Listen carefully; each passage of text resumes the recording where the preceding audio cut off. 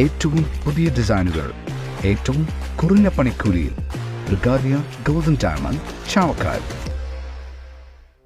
പാവറട്ടി പഞ്ചായത്ത് 1-ാം വാർഡിലേക്ക് നടന്ന ഉപതെരഞ്ഞെടുപ്പിൽ സീറ്റ് പിടിച്ചെടുത്ത എൻഡിഎ സ്ഥാനാർത്ഥിയായി മത്സരിച്ച സരിത രാജീവ് 291 വോട്ടുകൾക്കാണ് വിജയിച്ചത്.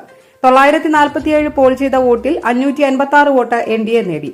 265 വോട്ട് നേടി SDPI സ്ഥാനാർത്ഥി ഷാമില ഹബീബ് 2-ാം സ്ഥാനത്തെത്തി. UDFന് 97ഉം LDFന് 29 വോട്ടുകൾ മാത്രമാണ് നേടാനായത്. കഴിഞ്ഞ തവണ UDF സ്വതന്ത്ര സിന്ധു അനിൽകുമാർ 141 വോട്ടിന്റെ ഭൂരിപക്ഷത്തിൽ വിജയിച്ച് എൻഡിഎയിൽ നിന്നും പിടിച്ചെടുത്ത വാർഡാണിത്.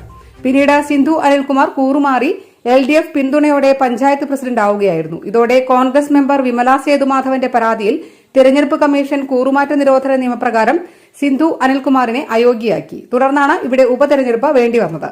ഇന്ന് രാവിലെ 11-ന് തെരഞ്ഞെടുപ്പ് വിജയത്തിൽ ആഹ്ലാദം പ്രകടിപ്പിച്ച NDA പ്രവർത്തകർ പാവറട്ടി സെന്ററിൽ പ്രകടനം നടത്തി.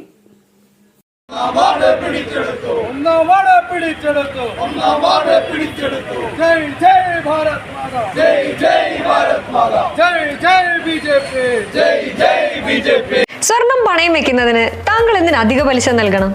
1 രൂപ മുതൽ പ്രതിമാസ പലിശ നിരക്കുകൾ ഡെയിലി, വീക്ക്ലി, മന്ത്ലി ലോൺ അടയ്ക്കാവുന്നതാണ്.